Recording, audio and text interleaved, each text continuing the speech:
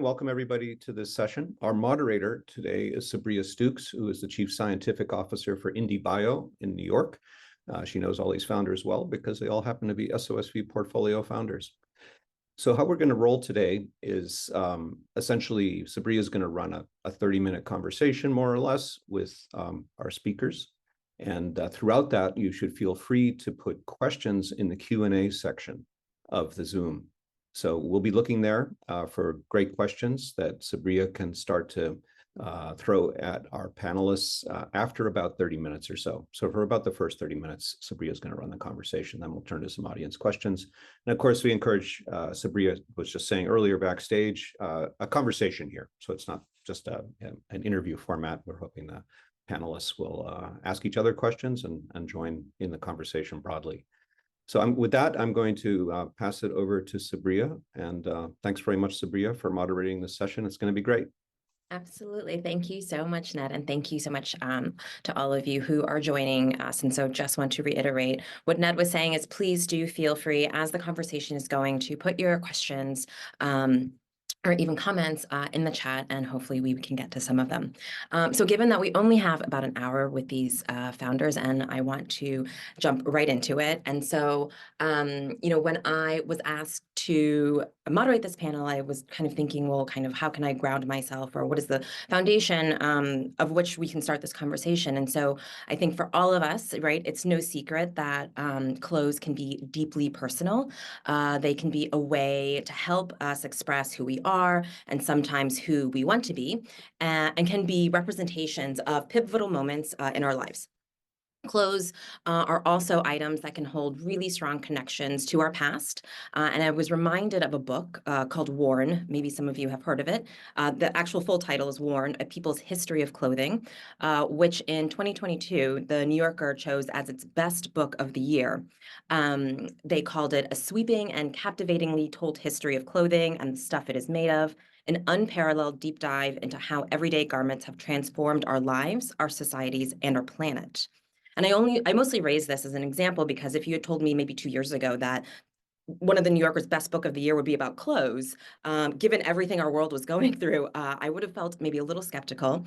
But as you can see, many people feel very deeply about it. So while much has been written, and I hope will continue to be written about the impact producing clothes has on our planet, I am really excited to kick off this conversation with 3 founders who are tackling this problem from a variety of angles.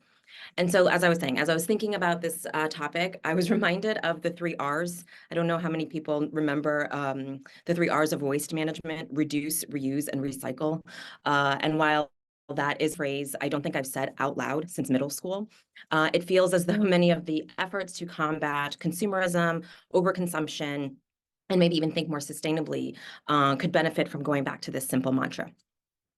And so to kick it off, what I would like to have is if our 3 founders could briefly introduce yourselves, talk about your technology, and then we can dive into some questions. Beth, why don't you go ahead and start? Amazing. Thanks so much for having me here. My name's Beth. I'm one of the founders of Unspun.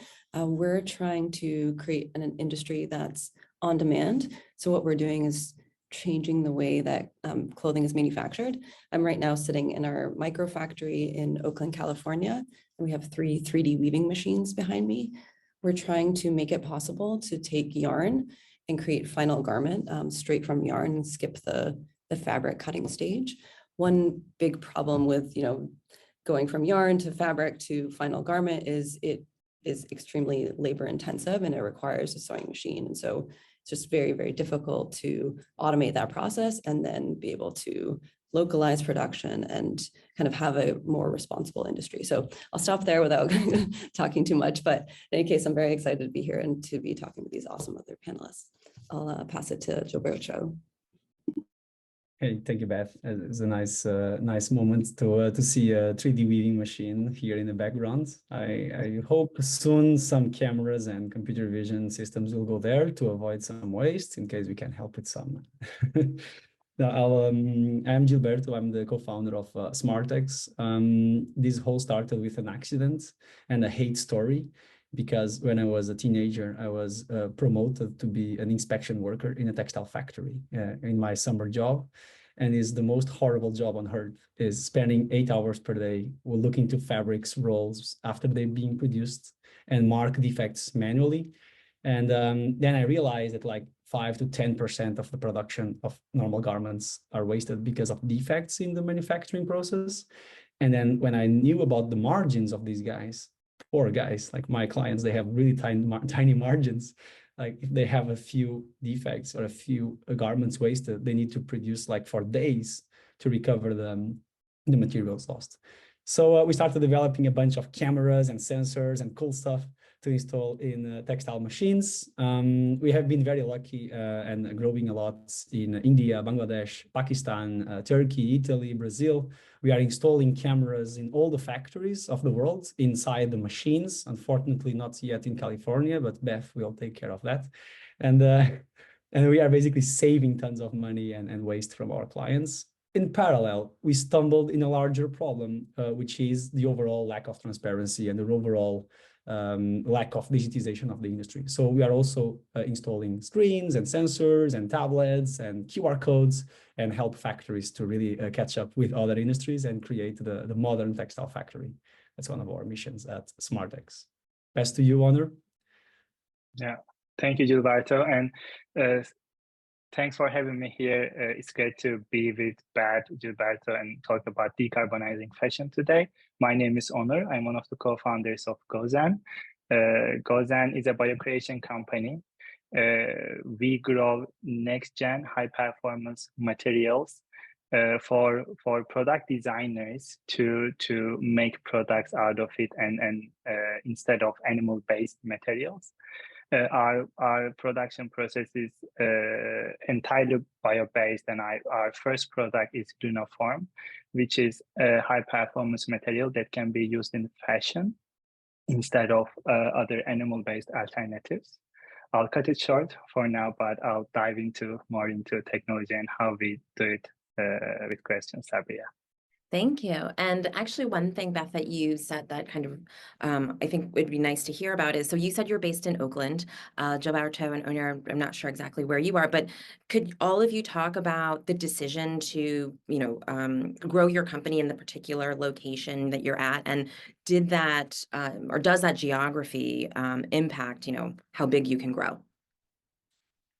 Beth, maybe you want to go first. I'm also curious about the Oakland choice. This is a hard question because we also have a few team members in Hong Kong and are, like Gilberto, like starting to expand into other parts of the world, looking at another spot in North America, potentially another spot in Europe, but growing hopefully at like a sustainable pace and not something where we spread out too thin and aren't able to focus our efforts.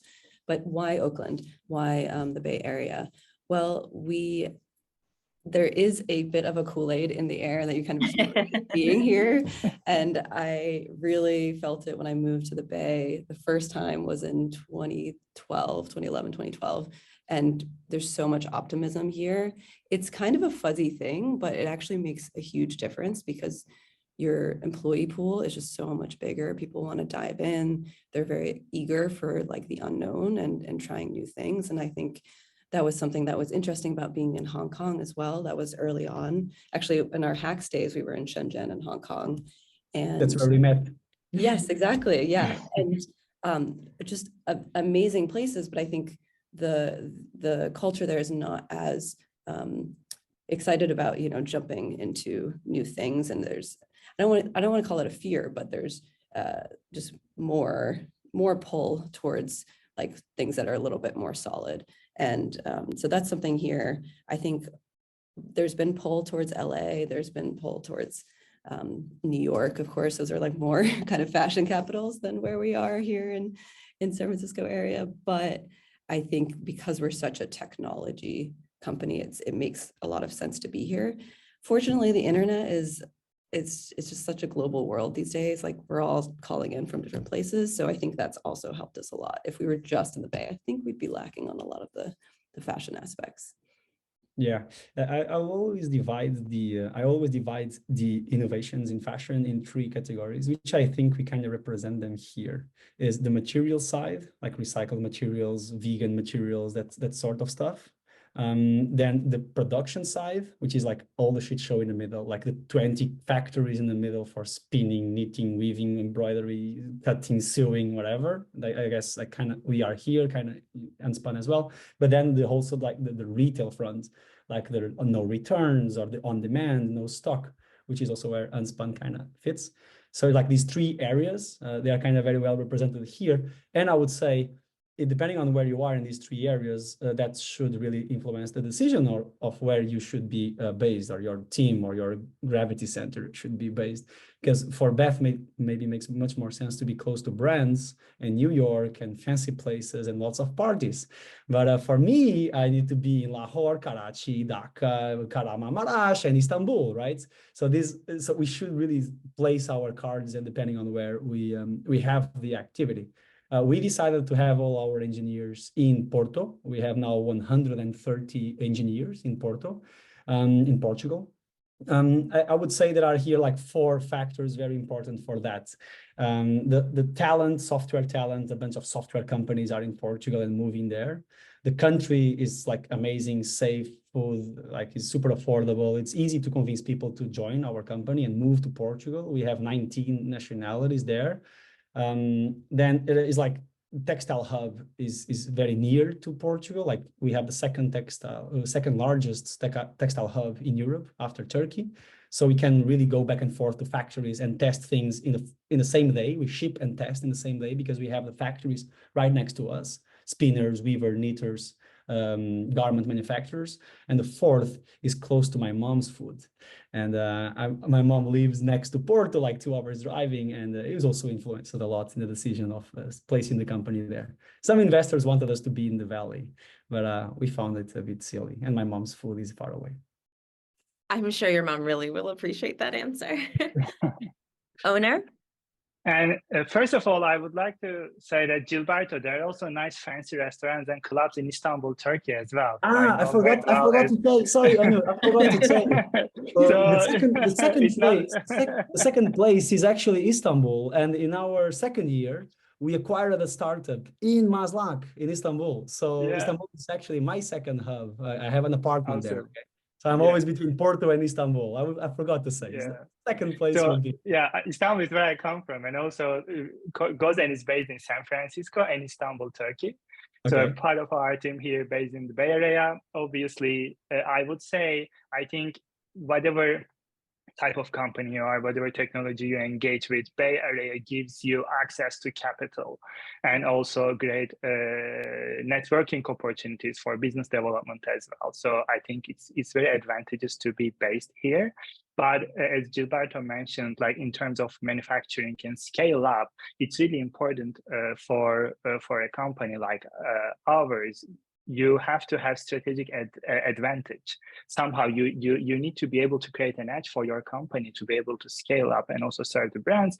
In that sense, Istanbul made a lot of sense for us because like all the founders at the company, we know the geolocation, and obviously it's the heart of textile. I'm sure Gilberto would also confirm. It is so close to Europe so that, you know, you can save a lot of emissions with transportation. And obviously, when you look at, when you look at the manufacturing map on Istanbul, Turkey, you have great talent and access and know-how. And know-how is very important because when you want to scale a new technology, you need to also be able to like borrow some concepts from the existing industry. So like how can I also use the existing equipment, machinery to be able to provide a quick adoption to fashion brands that you want to serve. Therefore, Istanbul helped us a lot to develop our manufacturing operations, and where we are also actually building the next facility, which I would like to share more based on the questions after this one. Yeah, and actually you already used a word that, I had a question about, a little bit later, but let's go ahead and touch on it now, which is scaling, right? So in order to make as big of an impact as possible in our fight against climate and, decrease some of these numbers that we're seeing coming out of the fashion industry, scaling both not just your technology, but your company at the right time is really critical. And so as I was looking through each of your individual websites, Beth, I really like the way that you frame your mission of Unspun's North Star is a 1% reduction in global carbon emissions. Vega is how we get there. It's clear, it's crisp, it's a call to action. And so can I ask each of you how you think about scale and how that impacts your decisions for the next steps of your company? Yeah, I'll dive into that. And thanks for calling out our mission. Yeah, it does clarify things when things get messy all the time, right? And you have to just come back to, okay, what are we going after again? That's what we're going after. Well, what are you going after, and like, how are you going to do it? Right, exactly. Many companies say the big picture, but what is that tangible solution that will get you there? Yeah, and doing the most recent LCA with Green Story, we found that our technology, if scaled up, can reduce emissions in our industry by 53%. And the reason for that, there are a couple of them. One small reason is removing cut waste. So when you lay out a piece of fabric, cut it up and turn it into a garment, you have about 10% cut waste. That's the small bit that it kind of covers, but it also covers zero inventory. So our goal, we're not starting with this. We did start with this with our brand, but we'll eventually get back to a place where we have zero inventory and can make a product as soon as a customer buys it. But this gets back to our scale question. That is our goal and why we started out. But to get to bigger impact, being able to address more of the industry more quickly, we decided rather than focusing on all the smaller brands who want to do custom with us and want to do on demand, that we would go for the bigger brands. In addition, but focus on those a little bit more. So we have a few very large brands, including Walmart, to try to get this out there as quickly as possible. And for that, it's challenging to say, okay, we're going to completely flip your business model and do everything on demand. So instead we said, we're going to commit to doing extremely large volumes with you, but maybe you don't have to change your business plan immediately. You can still do more just-in-time manufacturing, cutting down their lead time significantly, and instead of someone purchases and then we produce it. But the goal is to get there with Walmart. And then the last part is trying to make a model that, this is a word I can't stand using, but someone needs to come up with a replacement that's more circular. So how do we take what we put into the world and turn that back into another garment end of life? And we're doing that kind of at the yarn level. And those kind of three aspects, the less waste, the closer to zero inventory, and the closer to circularity, bring us to the 53%. Cool. Gilberto, go next. Then I'll dive in. I forgot a bit. What was the question? Is the mission statement? And it's just thinking about how do you think about scale? How do you think about growing your company? How do you think about increasing, what your technology can do so that it can have maximum impact, on some of the challenges that we're seeing in the fashion industry? Yeah, that's actually one of the arguments I use to attract talent is like, if you work in this industry and if you make like certain improvements in this industry, you have enough credits to fly and to do things like that. Because this industry is by far the industry that has the biggest impact in the world and emissions and things like that, compared with the amount of technology that is inside this industry. You have trillions of dollars being produced on top of pen and paper, on planning with pen and paper, on phone calls, and super untraceable. It is literally impossible for anyone in this call or anyone listening to this call to know exactly the source of everything that happens with their clothes before they bought it. Where the yarns come from, where the fibers come from, which factories were used, which processes were used. No way you can prove that. And even if you can prove that, lots of question marks on that data. So it's the largest industry in the world with less penetration of technology. for many reasons. The materials are complex, are subjective. The fibers come from far away from everything. It's very manual in the later stages, the sewing process. So fashion brands were going always for cheap labor places. So lots of reasons for that. And because of the prices are so low, nobody has cash to buy technology for automation. So that's the current state of the art.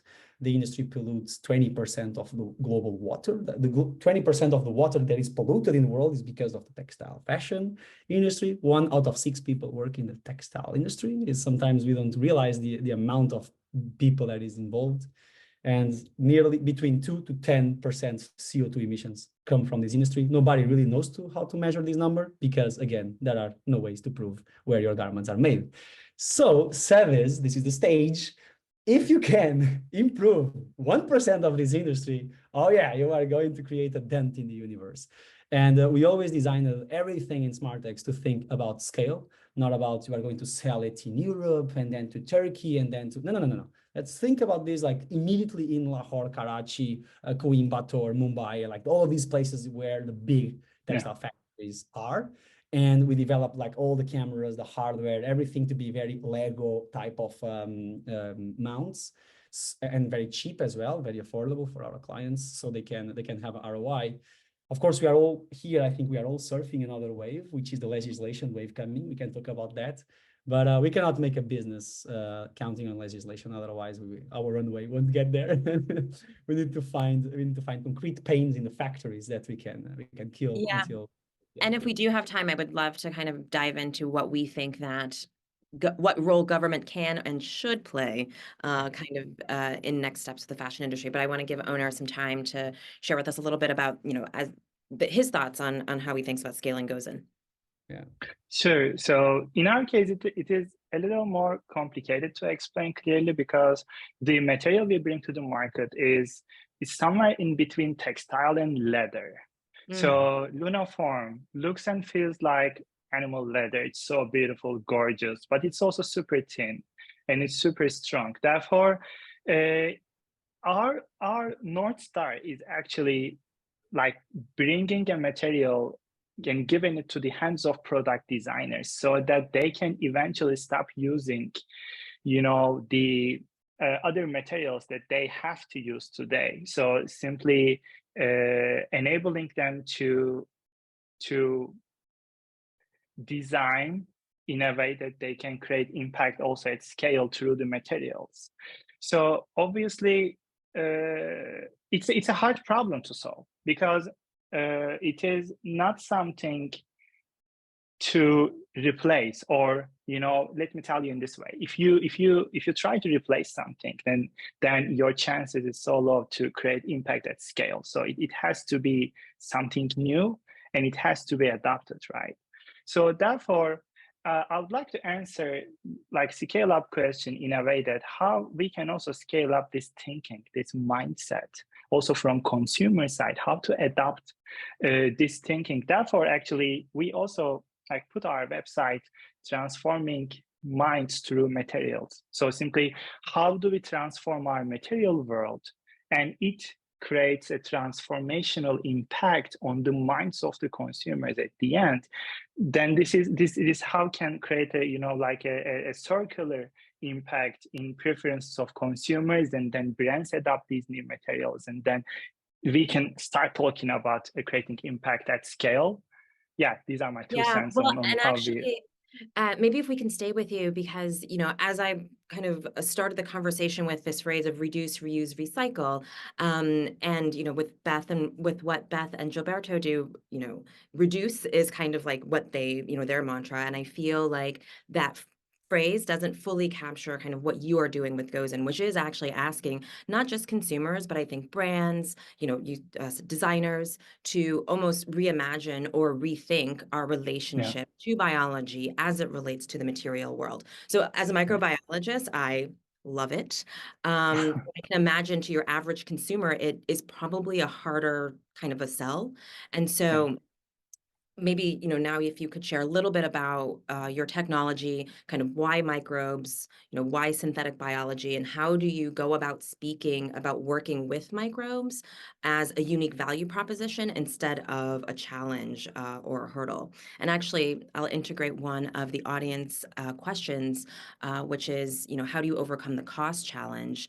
And again, just talking a little bit more about the technology that underpins Gozen.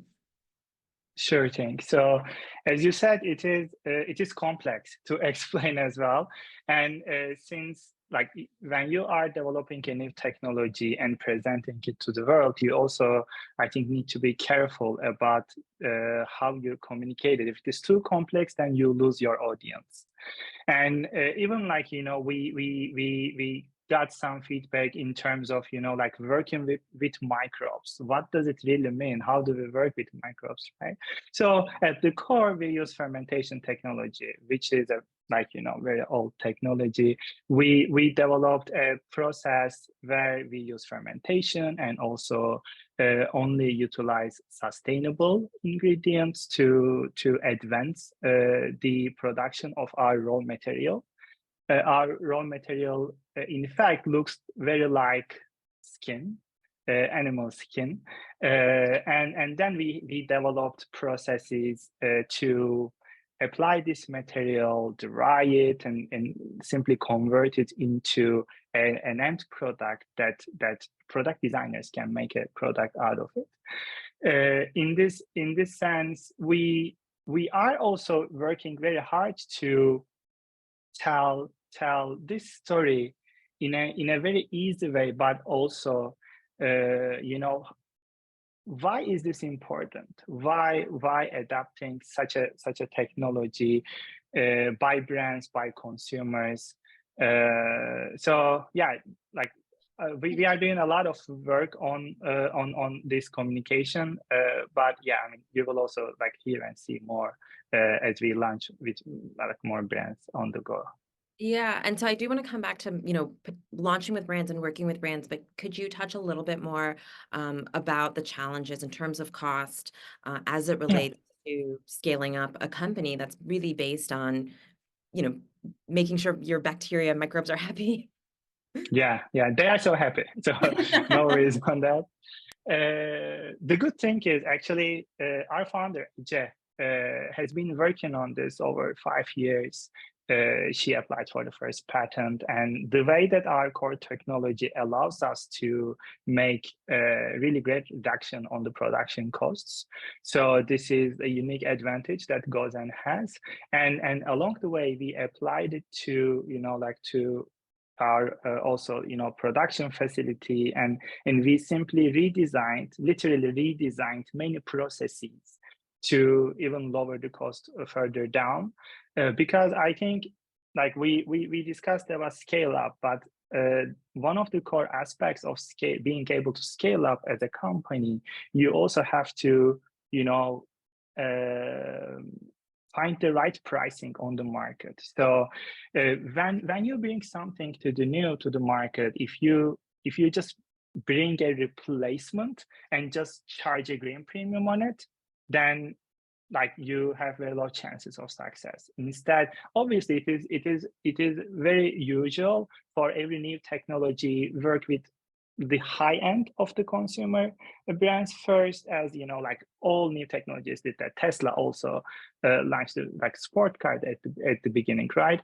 But eventually, lowering the cost down, matching the price that your partners can work with you together, and also scaling up accordingly. So having a plan since day zero, not only optimizing your technology, optimizing your product, but also bearing in mind the costs and design your technology and processes accordingly. I think this mindset, this is how actually, this was also saying on the first day we entered IndieBio as well. So we have always thought about how we can lower the cost down when we scale this up. And yeah, and here we are. So we are, and obviously then the geolocation, we can also tie this topic to where you are based, obviously, making right decisions in terms of logistics as well. Yeah. And so a few of you have mentioned kind of working with brands and securing these partnerships, because sometimes at a high level, it can feel like when there are these conversations about, capitalism or consumerism, it is on the consumer to, recycle their plastics or to mend their clothes or, don't spend as much. And while I think there is value in those conversations, how do you actually think larger brands or organizations should be working with companies, both at, let's say, the seed stage or even the stage that all three of you are at? And, can you talk to us about how those conversations start, right? Beth, I know you talked about Walmart. Onur, I know you have a partnership with Balenciaga. So, how do those conversations start? And kind of, can you give some advice on or to other founders who might be wondering, okay, I have this technology that I think could make a really big impact in the fashion world. How do I make those connections with large brands that need to see it? Go ahead, Beth. All right, go for it. I'll go for it. Our industry is so interconnected, and it is tempting to just work in isolation, I think. And we actually did do that for a little while, and some extent sort of do still. Like, we had to have a D2C brand that we've been running for the past 5 years. The reason we've always wanted to work across the industry. That's always been our goal. But we brought up our brand to start because it can be really hard to bring other brands, other partners on board with something new, especially if you have no name and you have nothing really to show. So we're like, well, let's just build it. Let's show it to them. So that's actually how we brought it to the market. And from there, partners like H&M tried it. That was the way that we pulled them in, was not, here's a little pitch on a table and here's a presentation. It was, come try our brand, try our custom fit jeans. If you like them, let's chat. So that's how all of our first collaborations started. And those were ones all with custom fit. So not changing the way that it's manufactured, but changing how the patterning works. So that's all on the software side, body scan to custom fit. Did you feel like you had to start? How did because, like, we're obviously talking about kind of decarbonizing the fashion industry. Do you feel like you had to like lead with that? Like, we built something that's good for the planet and also, is a product that you want? Or was it like, hey, here's a product that you want, and by the way, it is also good for the planet? Or are you finding, and again, this is maybe for all of you, are you finding in some conversations you are surprised by, I don't want to say how little maybe larger organizations do care about carbon emissions, but balancing what you lead with when you open these conversations? Yeah, great question. I think when we were starting, we wanted to say it would be sustainability driven, but no, not at all. That's a very nice cherry on top. Really, it's about the business and how can we make their businesses more efficient. For when we were starting with the D2C, for directly to the consumer wanted to first and foremost either have the convenience and not having to like look for sizes. That was one customer segment, and another customer segment wanted like a really flattering jean, that one that just looked really good on them, right? That's hard to find. And then, oh, by the way, we didn't make a couple other pairs of jeans in order for you to get this one because we have zero inventory. Like, it's just 1-to-1. So that was just a nice to have for the consumer. Same thing with a lot of the brands we're speaking with. There is one particular brand that we have partnered with, and they have individual carbon like tracking for all of their leadership, which is amazing. Usually, you're tracking wins on the business side, but they're also tying those together. So there is a start to it. I will say they are based in Europe. So that's, of course, like where everything kind of starts progressive wise for sustainability and thinking about the environment, but it does trickle to the rest of the world. So yeah, we did start out with the D2C, brought in some of the brands through the D2C, and have worked. I think that Onur was talking about like starting higher end and coming down to the masses.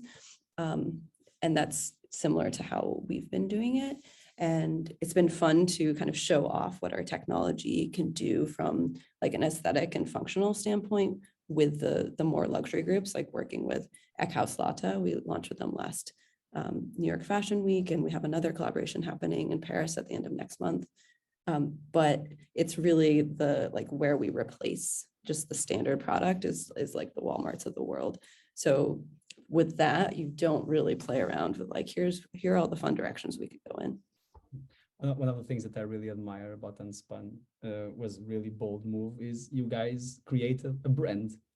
And now you are forced always to wear the jeans from your brand. You cannot use other jeans, right? And It that's is a illegal, commitment. yes. And it's like the equivalent that we create a technology for textile factories, and I will also create a textile factory to show other people how our technology works. It's really a bold move, and I don't know if it will be the right or wrong strategy, but it was a bold move, and kudos on that. I just wanted to add a few things on the comments. So I don't know if this will be a surprise for anyone, but fashion brands don't really care about sustainability. Okay. Actually, wait, can I pause though? Because I think to your point, Beth, because all three of you are so in it, that it's not a surprise to you. But I think for many consumers, because of the way that it has been talked largely on social media, largely in magazines, I actually think people are surprised, and it's like, oh, but there are these capsule collections that are all about sustainability. It's not, we use. Let me put the finger.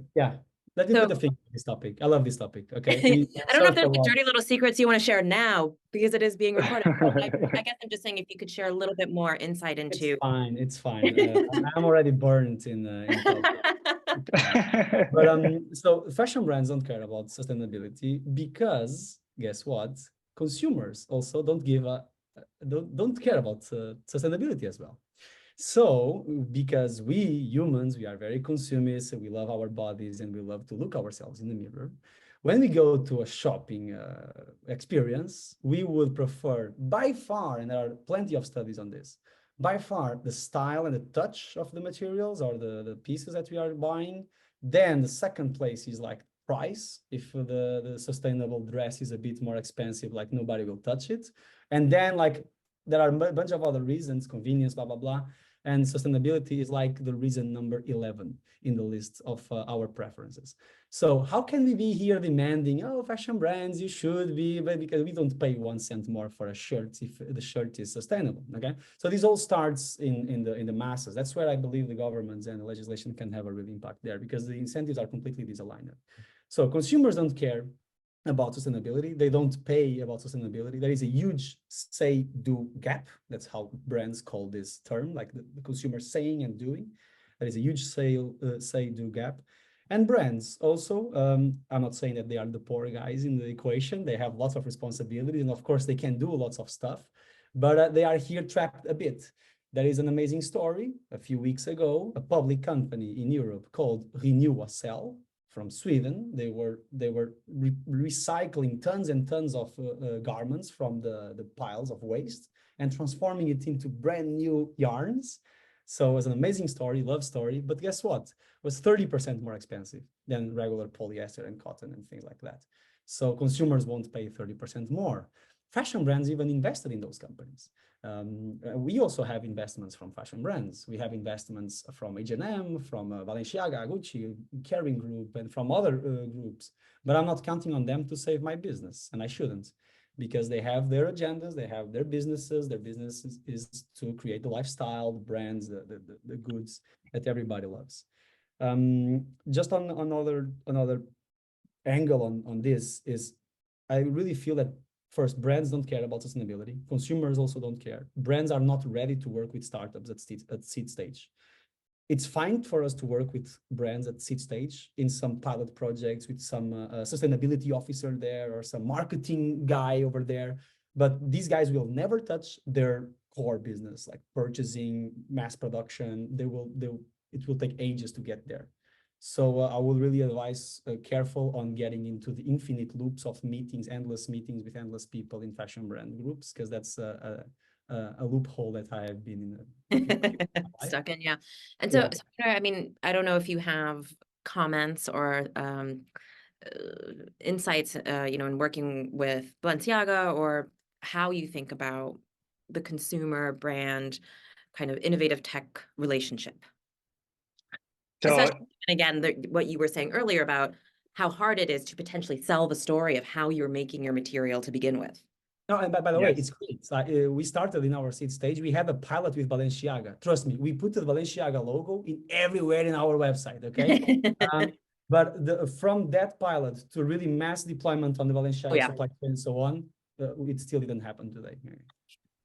So I think I want to draw a more optimistic picture here for all of us to better comprehend, okay, like what is the problem? What is the, like, you know, what could be the solution? And most importantly here, how can we contribute to the development of this solution? So I agree majority of things that Gilberto and also Beth shared. So expecting end customers to pay higher and changing their mindset on how they buy things, it's a long term. It's a long-term problem we need to deal with. And we, like, you know, we don't have a magic wand that we can change this. We know the consumer researches, etc. So it's not going to change in the short term. So when we face this relationship out into three phases, this is how I see it, to be honest. At first, like for the phase 3, it is changing consumer minds. So expecting people to pay maybe a little more. Then this is phase 3, but it's a long-term problem to solve. The phase 2 is kind of empowering brands to adopt these new technologies to at scale, and then so that, you know, we see more and more products made out of these new technologies, using these technologies on the market. And on the first phase, as innovators, are we able to bring not a product as good as what is on the market today, instead better than it is? So I'll give the same example, but because it resonates very well on my side. Before Tesla, we could only dream about golf carts when we think about EVs. But Tesla made such a good job that now consumers want an EV car, not because it is only sustainable, but it feels great when you drive it. I love the acceleration on the S, for instance, right? So my motivation is not simply spending my money on a product because it's sustainable, because it's better. So I think this is the real challenge here. And we also, like, we always discuss internally as well, what kind of problem we are solving at Gozen, for instance. This is a technology problem to solve, but this is also a design problem to solve. So how can you really make things more beautiful than it is, so that people start adopting your solution? So in this scenario, like how this fits into our product development strategy. So for instance, our challenges or our goal, our ambition is, when you wear a jacket made out of Lunaform, does it feel better than real animal leather? And in our case, it is yes, like we love the feeling. So this is where we see the real challenges. So I truly understand and agree with all these propositions. So it's gonna take time, obviously, like it is so expensive to build the first of a kind project. We all know it. But when I feel like also this is how we should explain the problem in the right way to the relevant stakeholders, and expect everyone to collaborate with us to solve each phase of the problem. And hopefully along the way, we will all be successful, because I think everyone has more or less like same North Star here. And this is the beauty of the game, I believe. And also, like, this is why I'm optimistic and hopeful. Well, it's always nice to have maybe something to look forward to, but also something that we know we still need to work on. Yeah, exactly. I do want to make sure I take a moment and, you know, try to get some of these audience questions in while we still have a little bit of time. And so I might try to mash a few of them together and see if we can make this work. But one of the first questions, excuse me, was kind of that we have already answered, of, you know, can these markets tolerate a green premium? And it seems like sometimes yes, sometimes no. But how do you handle the interplay of your technology's economics and its actual promise as a decarbonization technology? Beth, you want to go first? Yeah, and I think playing off of what Onur was talking about with like presenting this in a positive light, that no matter your customer, whether they're actual consumers, the brands, manufacturers, whoever, they're not going to be pulled by something that you're presenting as like a negative, like, oh, you know, you're dealing with this, here's a slightly better thing, or even that costs more. Like we're not, yeah, we're not seeing this kind of green premium be a pull at all. Instead, it has to be presented as like, for example, our actual customers. I know we've talked about consumers, we've talked about brands, but our actual customers, similar to Gilberto, are the manufacturers. So we are leasing our machines to manufacturers, and they have, similar to Gilberto, with the problem of margins being extremely small for manufacturing. Like you look at what is a brand selling on the market, they're gonna, if they're lucky, they'll usually aim for like a 75% margin, but that's insane. They'll end up at like 50 if they're lucky, 40, 35 more likely.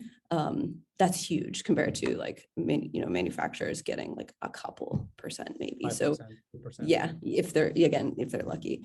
And so we're presenting this as like, you can take back more power by automating a lot of this process, and creating when the brand needs it, not necessarily these huge orders all with manual labor. And so you can look at more than 10%, margin for them, because we come to them with like, here's a contract that's already signed with the brand, lease these machines, and here you are.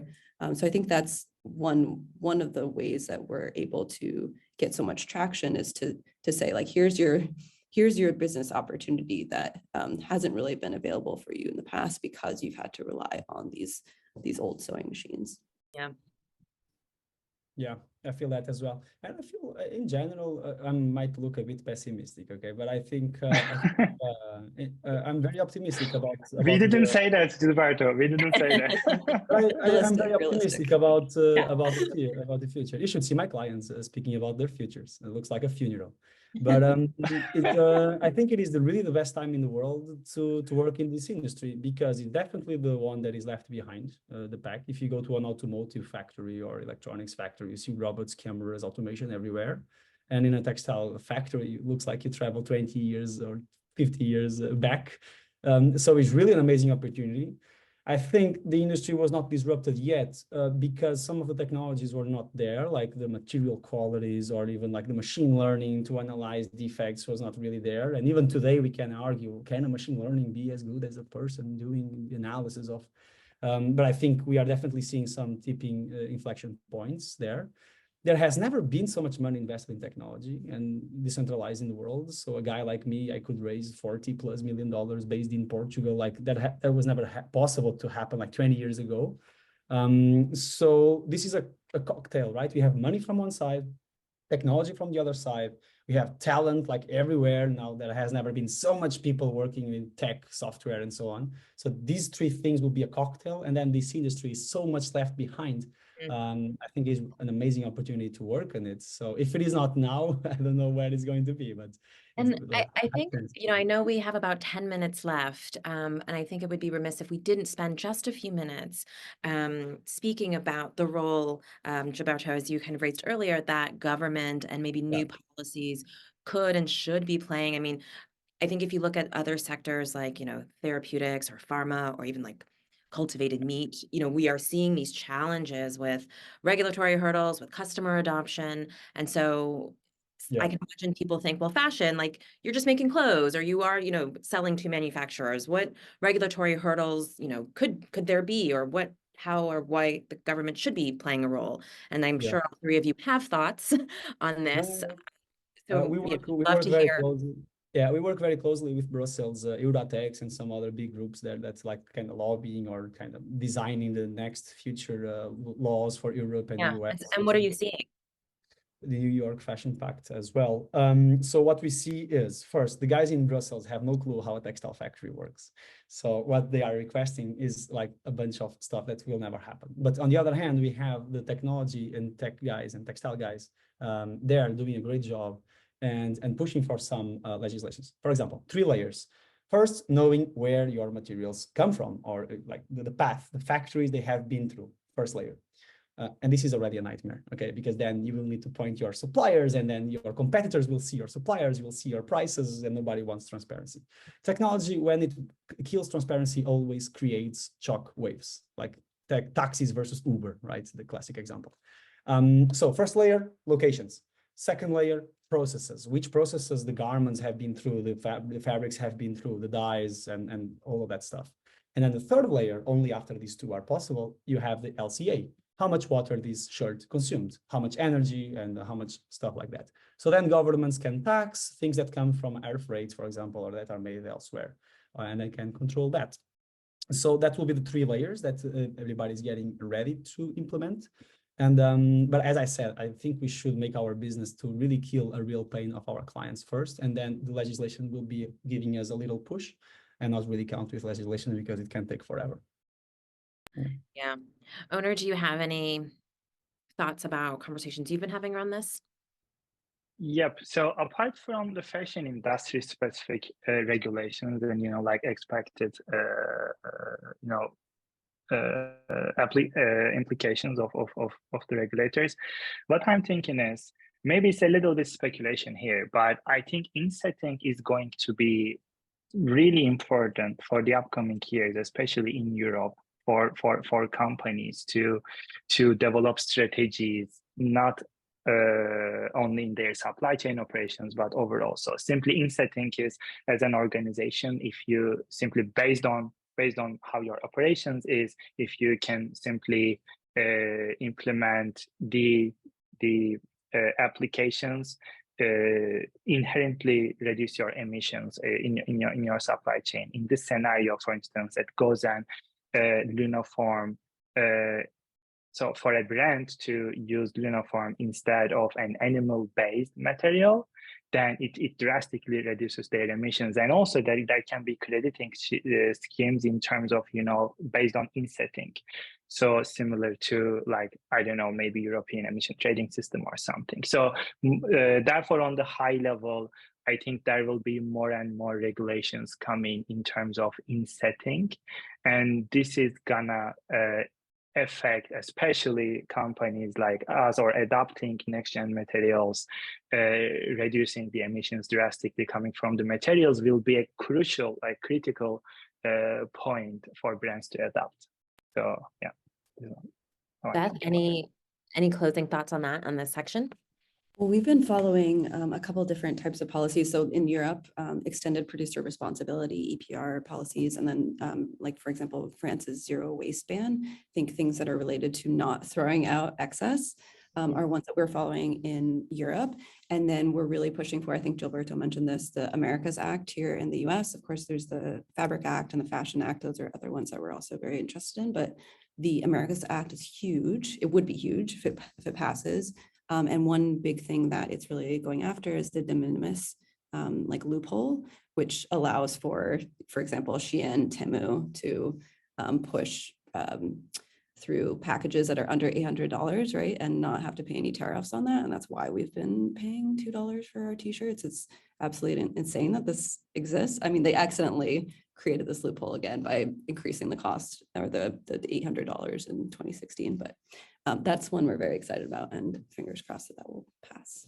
Yeah, and again, I know we only have about 6 more minutes left, and I purposefully didn't bring up the phrase fast fashion or Shein and Temu because I feel like that it could go off on a tangent. But if there's maybe 60 seconds worth of thoughts that you have about that industry at large,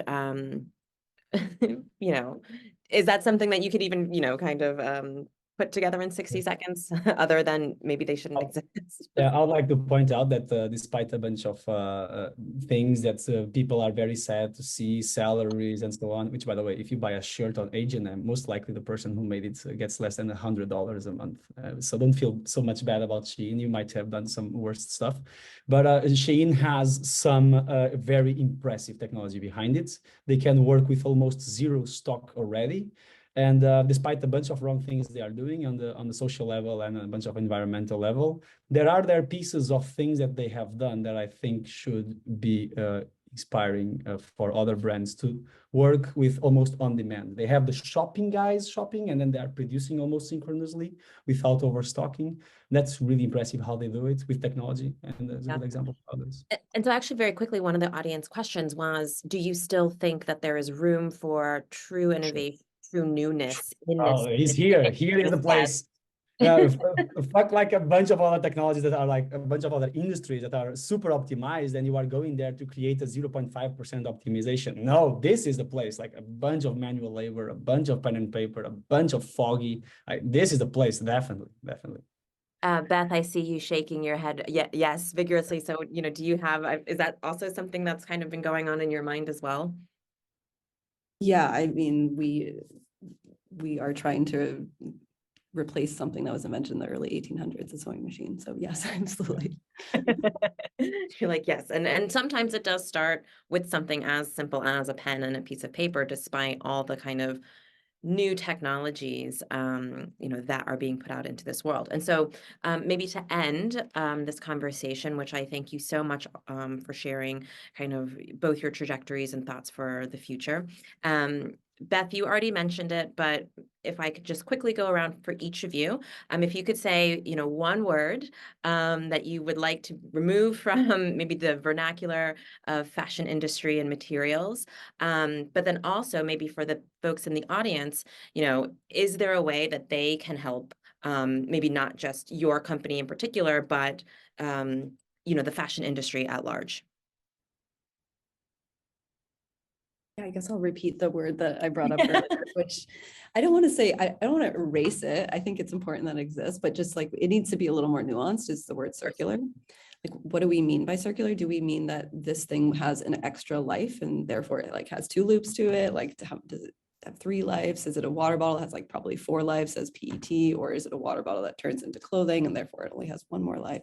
So it just is a very nuanced word, and nothing is really infinite except for what the natural world has figured out.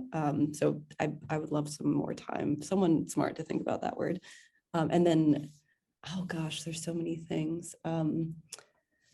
Just, I think for consumers to realize that they're always being marketed to. And I think that this is happening. And right now there's kind of this green hushing that's happening. It's no more greenwashing.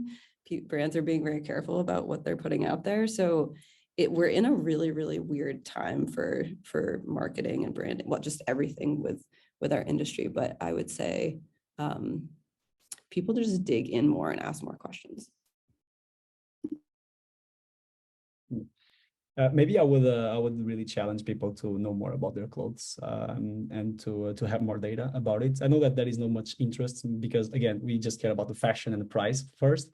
But and the future is brighter than it looks. And even for brands, like I sometimes I talk a lot about the brands being like, but there are some real great movements going on. And for example, H&M, which is lots of people point their fingers to them about lots of stuff that people are like they don't like that they do it, but H&M is really one of the few that is putting hundreds of millions on these problems and help their suppliers digitizing and become more cleaner without coal and getting electricity from better sources.